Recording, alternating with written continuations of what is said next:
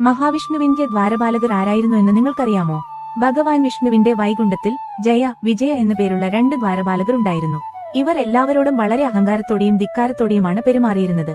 ഒരു ദിവസം മഹാവിഷ്ണുവിനെ സന്ദർശിക്കാനായി ബ്രഹ്മാവിന്റെ മാനസപുത്രന്മാരായ 4 മഹർഷിമാർ വൈകുണ്ഠത്തിലെത്തി.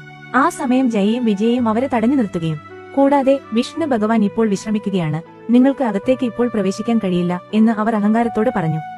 ഇത് കേട്ട് കോപാകുലരായ മഹർഷിമാർ ജയയും വിജയയും ശപിച്ചു. അപ്പോൾ അവരുടെ മുന്നിൽ മഹാവിഷ്ണു പ്രത്യക്ഷപ്പെടുകയും തങ്ങളുടെ തെറ്റ് മനസ്സിലാക്കിയ ദ്വാരപാലകർ ഭഗവാനോട് ക്ഷമ ചോദിക്കുകയും ചെയ്തു. അപ്പോൾ ഭഗവാൻ ദ്വാരപാലകർക്ക് 2 മാർഗങ്ങൾ നിർദ്ദേശിച്ചു.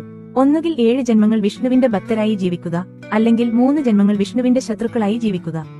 എന്നാൽ വേഗം വൈകുണ്ഠത്തിലേക്ക് മടങ്ങാൻ ആഗ്രഹിച്ച അവർ 2ാമത്തെ വഴി തിരഞ്ഞെടുത്തു. അങ്ങനെ അവർ സത്യയുഗത്തിൽ ഹിരണ്യാക്ഷനായും ഹിരണ്യകശിപുവായും ജനിച്ചു. ത്രേതായുഗത്തിൽ രാവണൻ, കുംഭകർണനായും ദ്വാപരയുഗത്തിൽ ശിശുപാലൻ, ദന്തവക്രനായും ജനിച്ചു. വരാഹം, നരസിംഹം, രാമൻ, കൃഷ്ണൻ എന്നീ വിഷ്ണുവിന്റെ അവതാരങ്ങളാൽ അവർ വധിക്കപ്പെടുകയും അങ്ങനെ ശാപമോക്ഷം ലഭിച്ച് അവർ തിരികെ വൈകുണ്ഠത്തിലേക്ക് എത്തുകയും ചെയ്തു.